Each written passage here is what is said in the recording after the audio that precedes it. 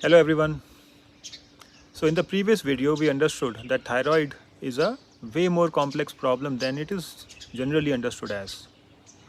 Only if we understand all the interconnections we have any hope of solving this problem. Now the first step towards solving the problem is to do a full proper comprehensive panel of testing. So which are the tests that we need to do? The fundamental requirement is TSH, total T4, total T3, free T3, reverse T3, and the two antibodies, anti-TPO and anti-TG. This is the basic minimum required for us to understand at which point there is a problem. Is it production of T4? Is it conversion of T4 to T3? Is there too much of reverse T3 being produced in the body? Is there autoimmunity which is damaging the entire process, right? In addition to all of these tests, we should also be doing a nutritional panel to check for deficiencies of the required ingredients like iron, zinc, iodine, selenium, vitamins, etc. Also, we should be checking for inflammation and heavy metal toxicities, and also other halogens, as I said, chlorine, fluorine, etc. Because all of these can have an impact on the effectiveness, either the production or the conversion of the thyroid hormones. So let us break this down into small parts so it's easy to understand. So which is the first problem? Let us say the first most common problem is T4 levels are low. What are the drivers of low T4? First, as we looked at, are deficiencies. If raw material is not available, production will not happen, right? What are the raw materials? Iodine, very important. Selenium is required. Protein is required. These can be low for a variety of reasons. For example, protein can be low simply because we are not consuming enough protein. Our diet is mostly focused on carbohydrates, grains, etc. Or it can also be low if our digestion is weak. The body is not able to digest the food and absorb enough protein from the food. And obviously, autoimmune activity can damage the gland, resulting in lower production of T4. The next common problem is poor conversion of T4 to T3. As I said, this is seldom checked. This is seldom, diagnosed. Once again, raw material availability can impact this. What are the raw materials required? Selenium, zinc, iron, and vitamin A. Any of these, if they are low, the conversion will not happen properly.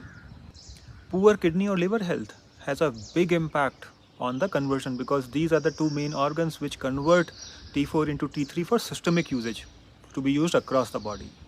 Inflammation.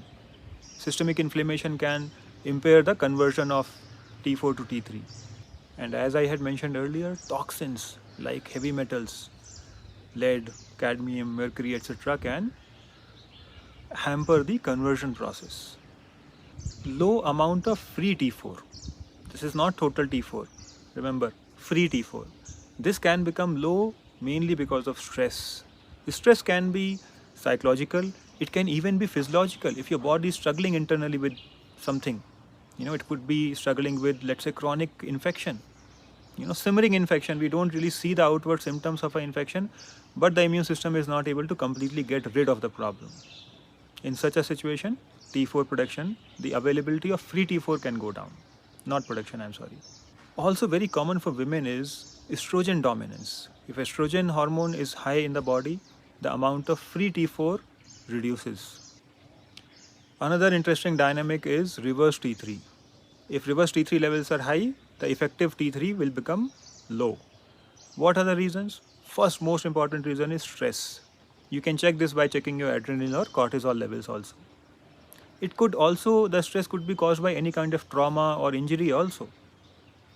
Type 2 diabetes is a driver of high reverse T3. Inflammation increases reverse T3 production. Severe caloric restriction, severe dieting can impact this. High alcohol intake, any kind of food allergies or sensitivities. Very common sensitivities are today to gluten and dairy products. They can increase the amount of reverse T3 production in the body. Also, certain types of drugs can increase the amount of RT3 in the body. specifically certain beta blockers and corticosteroids. And as we have understood, right, the autoimmunity can play a huge role in hypothyroidism. What are the reasons behind autoimmunity? The most important reason is intestinal permeability, also known as a leaky gut, which again is generally driven most commonly by food sensitivities to gluten and to dairy products. Also, certain medications like steroids, NSAIDs, OCPs can create this problem. These autoimmune dysfunctions can also be triggered by chronic simmering infections, which can be bacterial, fungal, or viral reactivation. Also, insufficient nutrition for the immune system, specifically zinc, vitamin A, and vitamin D. So I hope you realize that all these things that I have mentioned fall into the same 4 categories: lack of nutrition, stress, toxins, and autoimmunity. When we want to reverse hypothyroidism, the first step always should be to start working on stress, because our thyroid gland responds very acutely to any kind of stress. Unless this is in place, the other interventions that you bring about in your diet and other changes may also not have complete impact. So start with the basics. Work on relaxation, proper sleep, yoga, meditation, mindfulness, gratitude journaling. If needed, work with a practitioner, work with a professional who can help you through this process. The next step is to work on ensuring proper availability of nutrients, both for the production of T4 as well as the conversion into T3. For the production of T4, we need selenium, iodine, and protein. For conversion into T3, the body requires selenium, iron, zinc, vitamin A mainly, and a few other things including the B complex vitamins. Ensuring proper availability of all these nutrients will go a long way in ensuring better functioning of your thyroid gland. The next very important step is to check and address toxicity in the body.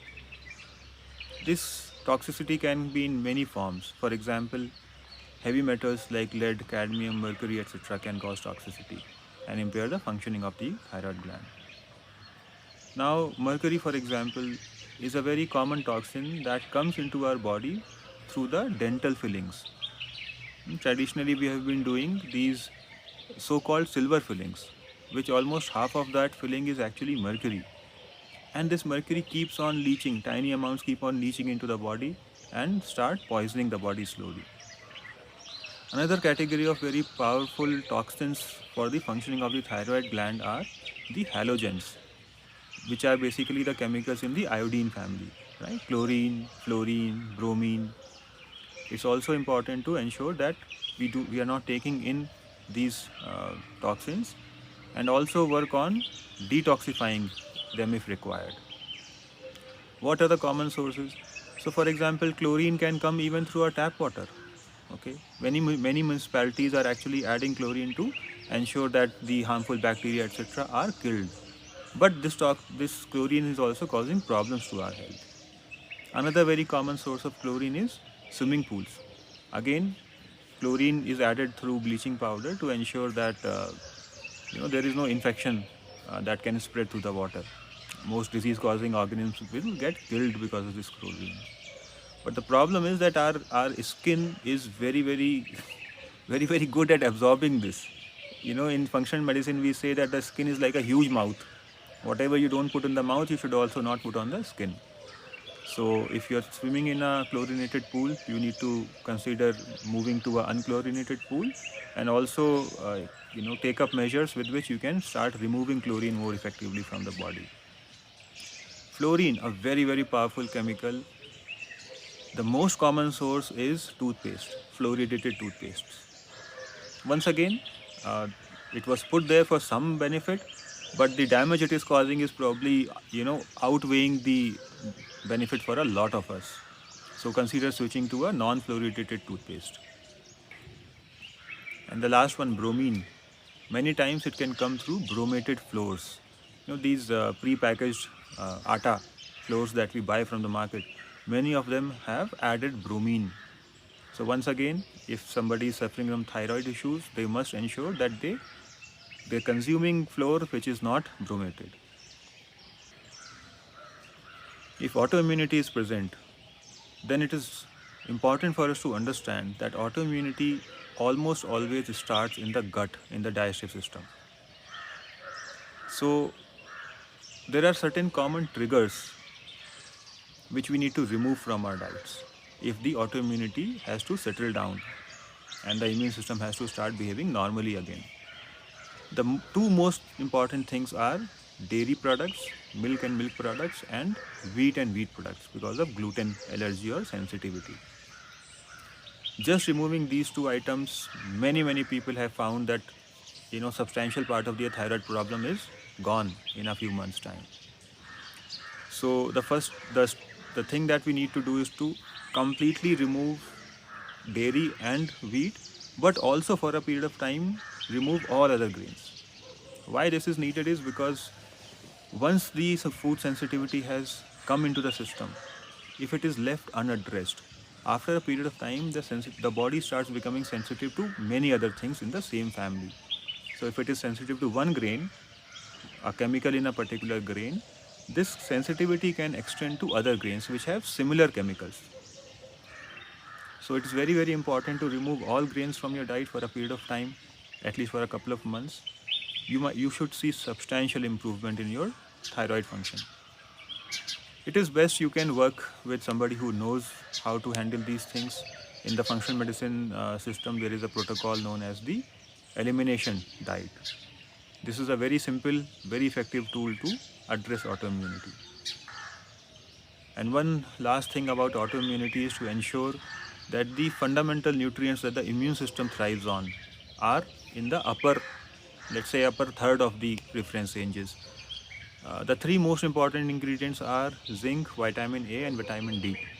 You have to ensure very good level of these supplements or these nutrients in the body. I hope all this information will really help you overcome your thyroid problem and live a much healthier and productive life. Thank you. I'll see you again soon. Bye-bye.